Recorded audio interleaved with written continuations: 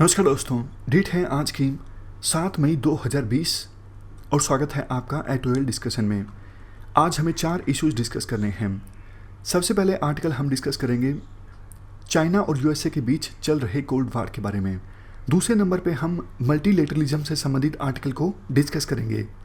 तीसरे नंबर पर हम आर्टिकल डिस्कस करेंगे कंसोल बॉन्ड से संबंधित और सबसे लास्ट में हम आर्टिकल डिस्कस करेंगे ऑपरेशन वंदे भारत के बारे में। चलिए डिस्कशन स्टार्ट करते हैं। फर्स्ट इंपॉर्टेंट आर्टिकल यूएसए और चाइना के बीच चल रहे ब्लेम गेम के बारे में है। आप जीएस पेपर 2 के इस टॉपिक से आर्टिकल को रिलेट कर सकते हो।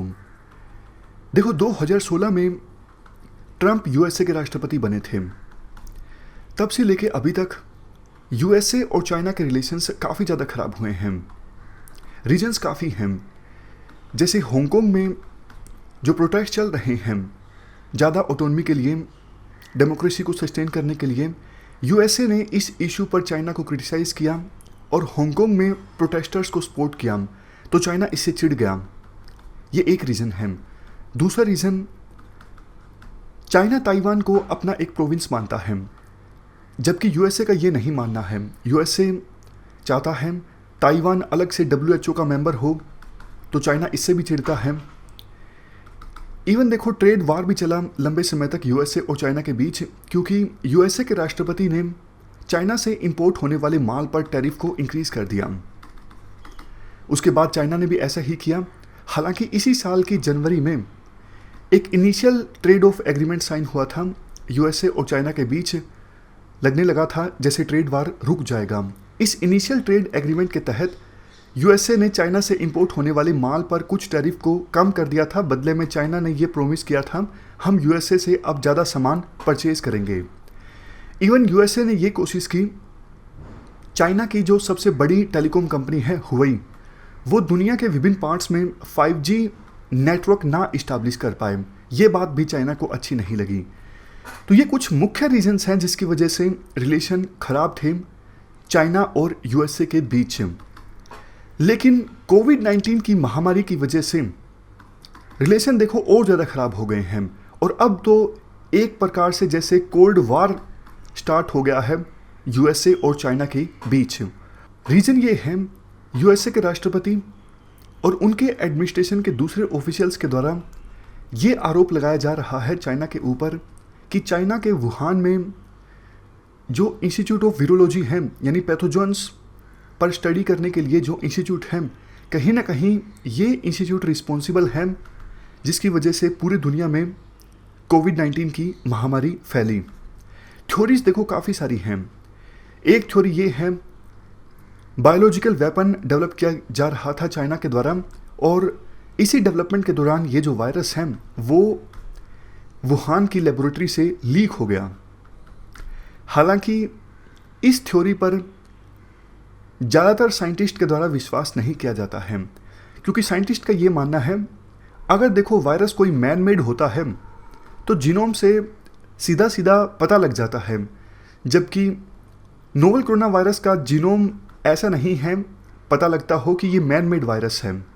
दूसरी थ्योरी ये है, वायरस तो ये बैट से आया पेंगोलिन से, और उसके बाद आया ह्यूमन बींग्स में। लेकिन इस वायरस को स्टडी किया जा रहा था वुहान की लेबोरेटरी में, लेकिन वहाँ पर सेफ्टी रिक्वायरमेंट्स ज़्यादा अच्छे नहीं थे, इसलिए इस लेबोरेटरी से ये वायरस लीक हो गया। देखो इसके अलावा भी और बहुत सारी कंस्पारेसी थ्योरीज हैं चाइना पर आरोप लगाने को लेके। कितनी सच हैं कितनी झूठ हैं इसका पता तो प्रॉपर इन्वेस्टिगेशन के बाद ही लग सकता है। यूएसए ने मांग की है कि चाइना एक इंटरनेशनल पैनल को आने दे अपने देश के अंदर, ताकि वो पैनल, वो इंटरनेशनल इन्वेस्टिगेटर्स जांच करें कि आखिरकार वायरस ओरिजिनेट कहाँ से हुआ। देखो होना तो ये चाहिए, अगर चाइना ने कोई गलती नहीं की है तो चाइना इंटरनेशनल इन्वेस्टिगेटर्स को आने दे, बट ऐसा नहीं होगा। एक तो ये चाइना के लिए ह्यूमिलिएशन वाली बात होगी। चाइना के अंदर जो नेशनलिस्ट है वो क्रिटिसाइज़ करेंगे कि आपने ये क्या कर दिया, इंटरनेशनल इन्वेस्टिगेटर हमारे देश में आ गए, वो चाइना को ह्यूमिलेट कर रहे हैं, आपको उन्हें नहीं आने देना चाहिए था। तो चाइना की सरकार ऐसा नहीं होने देगी। बट जब तक ऐसा होगा नहीं, इंटरनेशनल इन्वेस्टिगेटर्स इस मामले की जांच करेंगे नहीं, चाइना कुछ भी जवाब दे, वर्ल्ड के विभिन्न देश चाइना के आंसर को मानने वाले नहीं हैं। और इसके अलावा देखो, वायरस चाइना की वुहान लेबोरेटरी से आया या फिर नहीं आया, ये एक अलग इशू है। बट हाँ, इतना ज़रूर है कि शुरुआत में जब चाइना की सरकार को इस वायरस के बारे में पता लगा था, तो चाइना की सरकार ने डेटा छुपाया। जो विसल ब्लोअर्स हैं, डॉक्टर ली, जिनकी अब डेथ हो चुकी है कोविड-19 की वजह से, उनको भी हरास किया गया, उन पर मुकदमा चलाया गया कि उन्होंने डिटेल्स क्यों रिलीज़ की। इसके अलावा भी और बहुत सारी डिटेल्स चाइना की सरकार के द्वारा छुपाई गई। इवन चाइना पर यह भी आरोप लगता है कि फरवरी के महीने में बहुत सारे पीपीईज और मास्क चाइना की सरकार के द्वारा दूसरे देशों से इंपोर्ट किए गए, और शक ना हो दूसरे देशों को, इसलिए फरवरी का जो डेटा है वो रिलीज़ ही नहीं किया गया। मतलब जनवरी फरवरी का डेटा बाद में एक साथ रिलीज़ किया गया, ऐसा भी कुछ देशों के द्वारा कहा जा रहा है। जबकि इन आरोपों के जवाब में चाइना का क्या स्टैंड है? चाइना का स्टैंड देखो ये है, यूएसए के राष्ट्रपति और उनके दूसरे साथी हम पर आरोप इसलिए लगा रहे हैं क्योंकि इस साल के अंत में नवंबर में यूएसए में इलेक्शन है। यूएसए के राष्ट्रपति इस महामारी को इफेक्टिव ढंग से कंटेन नहीं कर पाए हैं। यूएसए में वो फेल हो गए हैं। ये महामारी काफ़ी बढ़ चुकी है यूएसए में। ऑलमोस्ट 1/4 जो डेथ्स हुई हैं इस महामारी की वजह से वो यूएसए में हुई हैं। तो अपनी डोमेस्टिक ऑडियंस का ध्यान डिफ्लेक्ट करने के लिए हम पर आरोप लगाया जा रहा है यूएसए के राष्ट्रपति के द्वारा। इवन यूएसए के राष्ट्रपति तो अब कंपनसेशन भी मांग रहे हैं चाइना से कि आपकी वजह से ये महामारी फैली, आप कंपनसेशन दीजिए। इवन देखो, एक डॉक्यूमेंट भी लीक हो गया जिसमें रिपब्लिकन पार्टी जिससे संबंध रखते हैं Trump, Republican party various provinces में इलेक्शन लड़ने वाले कैंडिडेट्स को ये सजेस्ट कर रहे थे कि आप आने वाले दिनों में चाइना पर अटैक्स और ज़्यादा इंक्रीज कीजिए। तो जैसे देखो, इंडिया की पॉलिटिक्स में अक्सर ऐसा होता है, इलेक्शन से पहले पाकिस्तान एक इशू बन जाता है, उसी प्रकार से अब यूएसए में हो रहा है। इलेक्शन से पहले चाइना एक इशू बन चुका है, और अभी तो इलेक्शन दूर है। आने वाले दिनों में चाइना पर और भी ज़्यादा हमले देखने को मिलेंगे। इवन रिपब्लिकन पार्टी ये भी आरोप लगाती है कि जो बिडेन, जो डेमोक्रेटिक पार्टी के उम्मीदवार हैं, वो चाइना के इशू पर सॉफ्ट हैं, वो चाइना का मुकाबला ठीक से नहीं कर पाएंगे, जबकि ट्रंप जो हैं वो चाइना के इशू पर काफ़ी सख्त हैं। इस प्रकार से नैरेटिव प्रेजेंट किया जा रहा है रिपब्लिकन पार्टी के द्वारा। इसके अलावा देखो, इस ब्लेम गेम में और भी काफ़ी एस्पेक्ट्स हैं। फॉर एग्जांपल, यूएसए के राष्ट्रपति ट्रंप ने अनाउंस किया, हम जो डब्ल्यूएचओ को फंडिंग देते थे उसे विड्रॉ करते हैं। इसके बाद चाइना ने $30 मिलियन की एक्स्ट्रा ग्रांट दी डब्ल्यूएचओ को। अंत में आर्टिकल में ये कहा जाता है, देखो, वर्ल्ड की इकोनॉमिक सिचुएशन ऑलरेडी काफ़ी ज़्यादा ख़राब है कोविड-19 की महामारी की वजह से। अगर वर्ल्ड की ये दो बड़ी इकोनॉमीज़ आपस में लड़ती हैं तो सिचुएशन और भी ज़्यादा ख़राब होगी। अगर हम वायरस को हराना चाहते हैं, लोगों की जान बचाना चाहते हैं, इकोनॉमी को रीबिल्ड करना चाहते हैं, सोसाइटी को रीबिल्ड करना चाहते हैं, तो ये सब चीज़ें अचीव की जा सकती हैं सिर्फ़ और सिर्फ ग्लोबल कोऑपरेशन की सहायता से। इस वजह से चाइना और यूएसए, इन दोनों देशों को समझना चाहिए, फ़िलहाल एक दूसरे पर आरोप प्रत्यारोप किसी काम नहीं आने वाला है। ग्लोबल कोऑपरेशन कीजिए, इससे वर्ल्ड को बेहतरी की तरफ यानी वेलफेयर की तरफ आगे ले जाया जा सकता है। चलते हैं आगे। नेक्स्ट आर्टिकल मल्टीलेटरलिज्म से संबंधित है। आप जीएस पेपर 2 के इस टॉपिक से आर्टिकल को रिलेट कर सकते हो। क्या मतलब है मल्टीलेटरलिज्म का? जब देखो, दो या फिर दो से अधिक देश मिलकर किसी प्रॉब्लम को सोल्व करने की कोशिश करते हैं तो इसे मल्टीलेटरलिज्म कहा जाता है। जैसे UN, WTO, WHO, world bank, IMF, ये सब एग्जाम्पल्स हैं मल्टीलेटरलिज्म के। देखो, कोविड-19 की महामारी के पहले ही मल्टीलेटरलिज्म काफ़ी कमज़ोर पड़ रहा था। आप डब्ल्यूटीओ का एग्जाम्पल ले लीजिए। डब्ल्यूटीओ में नेगोशिएशंस नहीं हो रही थी, डिस्प्यूट सेटलमेंट मैकेनिज्म काफ़ी वीक हो गया था। ट्रांसपेरेंसी भी काफ़ी कम हो गई थी WTO में। ये कोविड-19 से पहले की हम बात कर रहे हैं। इवन UN भी काफ़ी सारे फ्रंट्स पर अपना काम इफ़ेक्टिवली नहीं कर पा रहा था।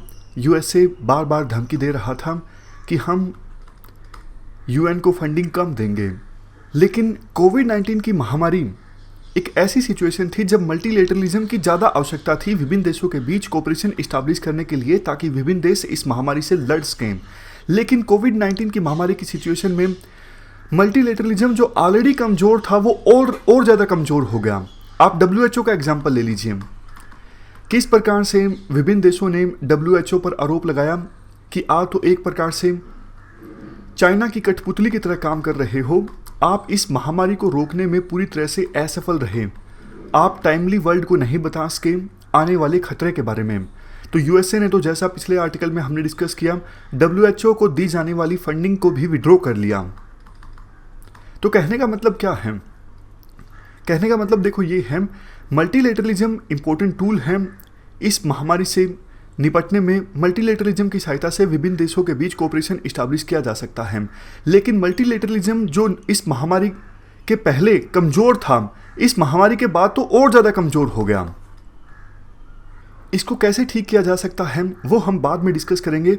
लेकिन इससे पहले आप एक इम्पोर्टेंट कंसेप्ट को समझिए जो राइटर बोलना चाहते हैं। देखो, सेकेंड वर्ल्ड वॉर में काफ़ी भारी तबाही मची थी, तो विभिन्न देशों ने ये रियलाइज़ किया था, देखो अगर पीस इस्टेब्लिश करनी है ना, तो विभिन्न देशों के एक दूसरे के साथ रिलेशन अच्छे होने चाहिए, प्रोस्पेरिटी शेयर्ड होनी चाहिए। इसका क्या मतलब है? इसका देखो सिंपल मतलब ये है, फॉर एग्जाम्पल दो देश A और B, ये पहले आपस में बहुत लड़ा करते थे, लेकिन अब इनके बीच में ट्रेड होना स्टार्ट हो गया है। ट्रेड से दोनों देशों को फ़ायदा हो रहा है, A को भी B को भी।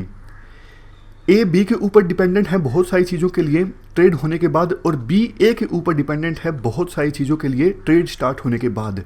तो अब देखो, युद्ध की संभावना ऐसी सिचुएशन में A और B के बीच बहुत ज़्यादा कम हो जाएगी। क्यों? क्योंकि प्रोस्पेरिटी शेयर्ड है। दोनों को पता है अगर युद्ध होता है तो A को पता है हमें B से बहुत सारा सामान मिलना बंद हो जाएगा, बहुत सारा हम माल जो एक्सपोर्ट करते हैं B को वो भी बंद हो जाएगा, इससे हमें बहुत नुकसान होगा, और B को भी यही चीज़ महसूस होगी।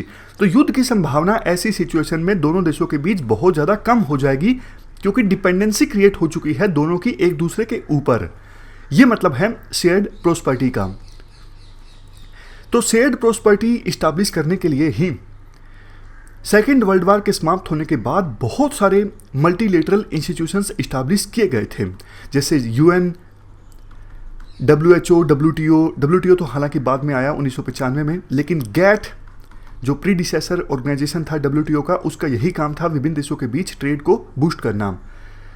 IMF, ये सब इंस्टीट्यूशन सेकेंड वर्ल्ड वॉर के ख़त्म होने के बाद आए थे। लेकिन अब आप बिल्कुल ध्यान से सुनिएगा, राइटर बोलते हैं देखो डिपेंडेंसी तो क्रिएट हुई विभिन्न देशों की एक दूसरे के ऊपर, लेकिन ये इंटरडिपेंडेंसी अब एक वेपन बन चुकी है।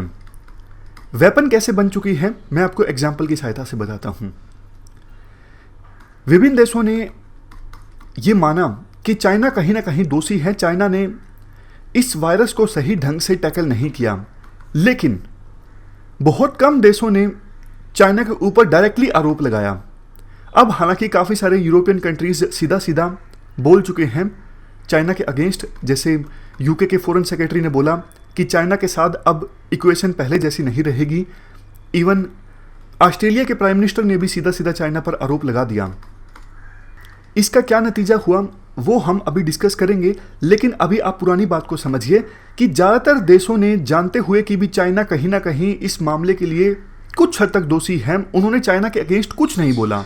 क्यों? क्योंकि उनको डर लगता है चाइना से हम बहुत सारी चीज़ों को इंपोर्ट कर रहे हैं, चाइना के अगेंस्ट बोलेंगे तो चाइना कहीं हमें एसेंशियल कमोडिटीज़ की सप्लाई करना बंद ना कर दे। मतलब विभिन्न देश जो अभी फ़िलहाल चाइना के ऊपर डिपेंडेंट हैं सप्लाई चेन्स के लिए, उसे चाइना एक वेपन की तरह इस्तेमाल कर रहा है, हथियार की तरह इस्तेमाल कर रहा है।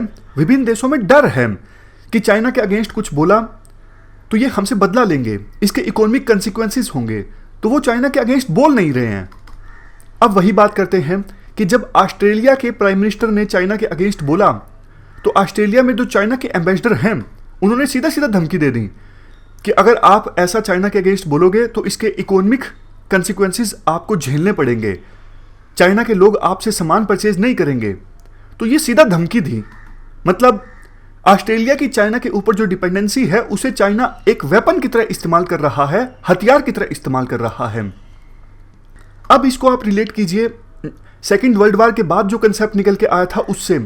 सेकेंड वर्ल्ड वार के बाद तो कंसेप्ट ये निकल के आया था ना, विभिन्न देशों के बीच अगर ट्रेड होता है तो वार की संभावना कम हो जाएगी। हुआ फ्री ट्रेड और वार की संभावना भी कम हुई। विभिन्न देशों की एक दूसरे के ऊपर डिपेंडेंसी भी बन गई, मतलब विभिन्न देश एक दूसरे के ऊपर डिपेंड भी करने लगे। सबसे ज़्यादा विभिन्न देशों की डिपेंडेंसी क्रिएट हुई चाइना के ऊपर, क्योंकि चाइना पूरे वर्ल्ड का एक मैन्युफैक्चरिंग हब है। और अब इसी डिपेंडेंसी का चाइना अपने पक्ष में इस्तेमाल कर रहा है, इनडायरेक्टली ब्लैकमेल कर रहा है विभिन्न देशों को। अगर आप हमारे खिलाफ बोलते हो तो हम इसका बदला लेंगे। चाइना इस डिपेंडेंसी को अपने हथियार के तौर पे इस्तेमाल कर रहा है। ऐसा सेकेंड वर्ल्ड वार के बाद पॉलिसी मेकर्स ने नहीं सोचा था। तो अब बात ये करते हैं कि कैसे मल्टीलेटरलिज्म को बूस्ट किया जा सकता है, क्योंकि देखो ये एक इंपॉर्टेंट टूल है विभिन्न देशों के बीच कोऑपरेशन इस्टेब्लिश करने के लिए। और क्या चाइना को पूरी तरह से आइसोलेट कर दिया जाए? राइटर इसके अगेंस्ट बोलते हैं। राइटर कहते हैं चाइना देखो अभी फिलहाल बहुत पावरफुल देश है, सुपर पावर नहीं है तो यूं जरूर कह सकते हो यूएसए के बाद अभी सबसे जो पावरफुल देश है वो चाइना ही है। तो अगर हम चाइना को आइसोलेट कर देते हैं वर्ल्ड में तो ये वर्ल्ड के लिए अच्छा नहीं है, क्योंकि चाइना एक रिविजनिस्ट पावर है। रिविजनिस्ट पावर समझते हो ना? रिविजनिस्ट पावर वो पावर होती है जो वर्ल्ड ऑर्डर को चेंज करने की कोशिश करती है। अभी वर्ल्ड में अभी भी सुपर पावर यूएसए है, सबसे बड़ी पावर अभी फिलहाल वर्ल्ड में यूएसए है। लेकिन चाइना इसे चेंज करना चाहता है, चाइना इसमें रिवीजन लाना चाहता है। चाइना चाहता है सबसे बड़ी पावर वर्ल्ड में हम हो, यूएसए ना हो। तो अगर देखो चाइना इसी डायरेक्शन में आगे बढ़ेगा तो चाइना कुछ कुछ और भी करेगा, कुछ ऐसे स्टेप्स लेगा जिससे वर्ल्ड में इंस्टेबिलिटी आएगी, और वो इंस्टेबिलिटी अच्छी नहीं है वर्ल्ड के लिए। इसलिए चाइना को वर्ल्ड में पूरी तरह से आइसोलेट करना वर्ल्ड के हित में नहीं है, किसी भी देश के हित में नहीं है। लेकिन हाँ, ये इंश्योर करना जरूरी है कि चाइना अपने रेजीम में ट्रांसपेरेंसी लेके आए, जो इंटरनेशनल रूल्स हैं उनको माने चाइना। वर्ल्ड की जो बड़ी ऑर्गेनाइजेशंस हैं यूएन और डब्ल्यूएचओ, इनमें चाइना अपनी मनमानी करना बंद करें। इसके अलावा राइटर दो और पॉइंट्स भी देते हैं। पहला पॉइंट, अभी देखो है क्या, डब्ल्यूएचओ, यूएन, इन ऑर्गेनाइजेशंस में ऑलमोस्ट सभी कंट्रीज मेंबर हैं। बट राइटर कहते हैं ये जो मल्टीलेटरल ऑर्गेनाइजेशंस है ना, इनकी मेंबरशिप सबके लिए ओपन नहीं होनी चाहिए। आप ऐसा रूल लेके आओ कि जिन देशों में डेमोक्रेसी है, जिन देशों में प्लूरलिज्म है, वो देश मेंबर बन सकते हैं इन ऑर्गेनाइजेशंस के। तो चाइना जैसे देशों को मजबूर होना पड़ेगा आवश्यक रिफॉर्म्स लाने के लिए। और तीसरा पॉइंट राइटर्स के द्वारा ये दिया जाता है स्ट्रेटेजिक डीकपलिंग। स्ट्रेटेजिक डीकपलिंग का मतलब ये है, अभी देखो सप्लाई चेन्स पूरी तरह से चाइना सेंटर्ड हैं। जो लाइक माइंडेड कंट्रीज हैं जैसे यूएसए, जापान, इंडिया, ऑस्ट्रेलिया, ये एक साथ आए और सप्लाई चेन्स में इस प्रकार का बदलाव लेके आए कि चाइना के ऊपर डिपेंडेंसी कम से कम हो। ये कैसे हो सकता है? अभी यूएसए, जापान, ऑस्ट्रेलिया की बहुत सारी कंपनीज यहाँ से काम करती हैं चाइना से। उन्होंने अपनी फैक्ट्रीज चाइना में इस्टेब्लिश करके रखी हैं, क्योंकि चाइना में काम करना सस्ता पड़ता था और कनेक्टिविटी भी चाइना अच्छी प्रोवाइड करता था। इसके अलावा भी बहुत सारे रीजन्स थे जिसकी वजह से वर्ल्ड की अलग अलग देशों की कंपनीज ने अपनी फैक्ट्रीज चाइना में इस्टेब्लिश करके रखी हैं। तो वो फैक्ट्रीज अब विभिन्न कंपनीज को शिफ्ट करनी चाहिए चाइना से दूसरे देशों में, ताकि चाइना के ऊपर विभिन्न देशों की जो डिपेंडेंसी है वो कम हो। इसे नाम दिया जाता है स्ट्रेटेजिक डीकपलिंग। हालांकि देखो ये एक रात में या फिर 2 रात में नहीं होगा, इससे सप्लाई चेन्स में भी कुछ समय के लिए डिसरप्शन आ सकता है, लेकिन लॉन्ग टर्म के लिए ये सही होगा। लास्ट में कंक्लूजन में राइटर के द्वारा ये बोला जाता है देखो यूएसए अब अपने कामों में बिजी है। यूएसए में नवंबर में इलेक्शंस कंडक्ट होंगे, तो वहाँ पे साल के बाकी वक्त में यही कुछ चलता रहेगा, पॉलिटिक्स चलती रहेगी। इंडिया एक लीडर की भूमिका निभा सकता है इन सब चीज़ों को इंश्योर करने में। इवन इंडिया चाइना को भी कन्विंस करवा सकता है, मीडिएशन कर सकता है, क्योंकि चाइना की अभी हालत ये है कि ज़्यादातर देश अब चाइना पर विश्वास करने को तैयार नहीं हैं। तो इंडिया चाइना को कन्विंस करा सकता है कि भैया आप थोड़े इंटरनेशनल रूल्स को मानिए, तभी ये आपके भी हित में है और बाकी देशों के भी हित में है। इवन और भी बाकी सारे देशों को इंडिया एक मंच पर ला सकता है ताकि मल्टीलेटरलिज्म अच्छे से काम करें और विभिन्न देश आपस में मिलकर इस महामारी को हरा सकें। तो ये पूरा आर्टिकल हमने डिस्कस किया। चलते हैं आगे। नेक्स्ट आर्टिकल कंसोल बॉन्ड्स से संबंधित है। आप जीएस पेपर 3 के इस टॉपिक से आर्टिकल को रिलेट कर सकते हो। देखो कोविड-19 की वजह से इकोनॉमिक सिचुएशन विभिन्न देशों की काफ़ी ख़राब हो गई है और इंडिया भी इससे अछूता नहीं रहा है। इंडिया में भी आपको पता है लॉकडाउन लगा, इकोनॉमिक एक्टिविटीज़ बंद हो गई, सरकार को मिलने वाला रेवेन्यू बंद हो गया, तो फिस्कल डेफिसिट तो वैसे ही देखो बढ़ने वाला है रेवेन्यू कम मिलने की वजह से। बट सरकार पर और भी दबाव है कि एक स्टिमुलस पैकेज सरकार अनाउंस करे ताकि इकोनॉमी को फिर से पटरी पर लाया जा सके। लेकिन क्वेश्चन वही, स्टिमुलस पैकेज के लिए पैसा कहाँ से आएगा? काफ़ी सारे स्टेप्स तो सरकार ने उठाए हैं। इवन आरबीआई ने भी WMA यानी वेज एंड मीन्स एडवांसेस की जो लिमिट है वो इंक्रीज़ कर दी है। ये लेकिन ये सारे जो स्टेप्स हैं वो इनसफिशिएंट हैं। तो एक ऑप्शन राइटर देते हैं, कंसोल बॉन्ड्स सरकार मार्केट में रिलीज़ कर सकती है। कंसोल बॉन्ड्स युद्ध के समय फर्स्ट वर्ल्ड वॉर के दौरान ब्रिटिश गवर्नमेंट ने रिलीज़ किए थे। कंसोल बॉन्ड्स को एक प्रकार से परपेचुअल बॉन्ड भी कहा जाता है, क्योंकि देखो इन बॉन्ड्स की कोई मैच्योरिटी नहीं होती, इन बॉन्ड्स को रिडीम नहीं किया जा सकता। तो आपके मन में आया होगा, अगर देखो कोई बॉन्ड परचेज करता है और बॉन्ड को रिडीम ही नहीं कर सकता है, मतलब मैंने 100 रुपये का बॉन्ड खरीदा लेकिन उसे मैं फ्यूचर में रिडीम ही नहीं कर सकूँगा, मेरे प्रिंसिपल अमाउंट ही मुझे वापस नहीं मिलेगा, तो फिर मैं फ़ायदा क्या हुआ मेरा, क्यों मैं इस बॉन्ड को परचेज करूँगा? इसका आंसर देखो ये है, इंटरेस्ट जो है बॉन्ड अमाउंट पर वो हमेशा मिलता रहता है। मतलब ये बॉन्ड कभी मैच्योर होता ही नहीं और जितने का आपने बॉन्ड परचेज किया उस पर आपको इंटरेस्ट हमेशा मिलता ही रहता है। 1914 में ब्रिटिश गवर्नमेंट ने ये बॉन्ड रिलीज़ किए थे और 2014 में आके यानी ऑलमोस्ट 100 साल बाद बॉन्ड का जो टोटल डेब्ट था उसका 10% दे दिया गया ब्रिटिश गवर्नमेंट के द्वारा बॉन्ड धारकों को। समझ गए? तो एक प्रकार से परपेचुअल बॉन्ड ही हो गए। वैसे इन थ्योरी तो रिडीम नहीं किया जा सकता इन बॉन्ड्स को, लेकिन इंटरेस्ट देना पड़ रहा था ब्रिटिश गवर्नमेंट को, इसलिए 100 साल बाद उन्होंने इन बॉन्ड्स को रिडीम कर दिया और बोला कि आप 10% पैसा ले लीजिए, आगे से आपको इंटरेस्ट नहीं मिलेगा। तो अभी इंडियन गवर्नमेंट भी इसी प्रकार के बॉन्ड्स रिलीज कर सकती है। प्रधानमंत्री मोदी ने जनता से आह्वान किया कि आप पीएम केयर्स फंड में ज़्यादा से ज़्यादा डोनेट कीजिए।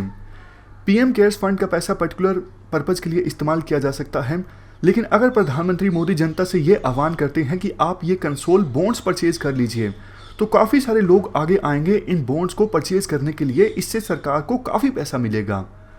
देखो जब ब्रिटिशर्स ने 1914 में ये बॉन्ड्स रिलीज़ किए थे वार के समय, तो उन्होंने एडवर्टाइजमेंट इस प्रकार की की थी कि आप युद्ध नहीं लड़ रहे हो सोल्जर्स की तरह, लेकिन फिर भी आप देश के लिए बहुत कुछ कर सकते हो इन बॉन्ड्स को परचेज करके। सोल्जर्स युद्ध लड़ते हैं, उनको जान का खतरा है, लेकिन आप इन बॉन्ड्स को परचेज करोगे, आपको कोई रिस्क नहीं है। इस प्रकार की एडवर्टाइजमेंट की गई थी और इसलिए छोटे छोटे इन्वेस्टर्स ने भी बहुत ज़्यादा इन्वेस्ट किया था 1914 में। 70% जो होल्डिंग्स हैं इन बॉन्ड्स में वो 1000 पाउंड से कम वाली हैं। तो इंडिया की गवर्नमेंट भी अब ये बॉन्ड रिलीज़ करती है, तो छोटे छोटे इन्वेस्टर्स काफ़ी इन बॉन्ड्स को परचेज करेंगे। इससे सरकार को काफ़ी पैसा मिलेगा और उन पैसों का इस्तेमाल सरकार कर सकती है स्टिमुलस पैकेज के लिए, और फ़ायदा ये होगा फिस्कल डेफिसिट भी बहुत ज़्यादा नहीं बढ़ेगा। तो ये हमने पूरा आर्टिकल डिस्कस किया। कंसोल बॉन्ड्स के बारे में।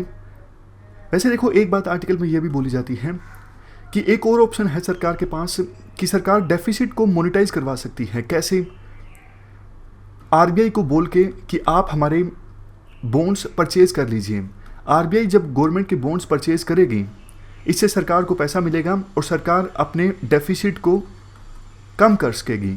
लेकिन इसके काफ़ी सारे डिसएडवांटेजेस भी हैं, इसलिए जो कंसोल बॉन्ड को रिलीज़ करने का ऑप्शन है ये ज़्यादा बेहतर है।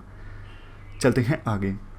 Next article operation Vande Bharat के बारे में है। आप जीएस पेपर 2 के इस टॉपिक से आर्टिकल को रिलेट कर सकते हो। क्या है ये ऑपरेशन वंदे भारत? देखो, हमारे देश में जैसे ही लॉकडाउन लगा उससे एक दिन पहले इंटरनेशनल फ़्लाइट्स को सस्पेंड कर दिया गया था। तो बहुत सारे भारतीय दूसरे देशों में फंस गए। फ़्लाइट्स के सस्पेंड होने की वजह से वो जहाँ पर थे वहीं पर उनको रुकना पड़ा। वो अपने देश वापस नहीं लौट पा रहे थे क्योंकि इंटरनेशनल ट्रैवल पिछले काफ़ी दिनों से सस्पेंड है। तो अब सरकार एक ऑपरेशन चलाएगी जिसका नाम है वंदे भारत, ताकि पहले हफ्ते में 15,000 भारतीय जो विभिन्न देशों में फंसे हुए हैं उन्हें वापस में इंडिया में लाया जाए। वैसे तो देखो, जब सरकार ने पूछा उन भारतीयों से जो अभी फ़िलहाल दूसरे देशों में हैं कि क्या आप इंडिया में आना चाहते हो, तो 5 लाख से लेकर 10 लाख के बीच लोगों ने रजिस्टर करवा दिया। लेकिन सरकार अभी फोकस कर रही है उन लोगों पर जो या तो देखो किसी मेडिकल इमरजेंसी को फेस कर रहे हैं, जैसे कोई वुमेन प्रेग्नेंट है, स्टूडेंट्स जिनके पास अभी कोई एकोमोडेशन नहीं है, या फिर वो लोग जिनका वीज़ा एक्सपायर हो रहा है, जिनको जल्द ही डिपोटेशन का शिकार होना पड़ सकता है, तो इनको प्रायोरिटी दी जाएगी। इनको पहले फेज में विभिन्न देशों से भारत में लाया जाएगा। इसके बाद बाकी जो लोग आना चाहते हैं धीरे धीरे करके उनको लाया जाएगा। आर्टिकल में कहा जाता है, देखो ये जो भारतीय आना चाहते हैं भारत में, उनको वैसे ग्रेटफुल होना चाहिए डिप्लोमेट्स का।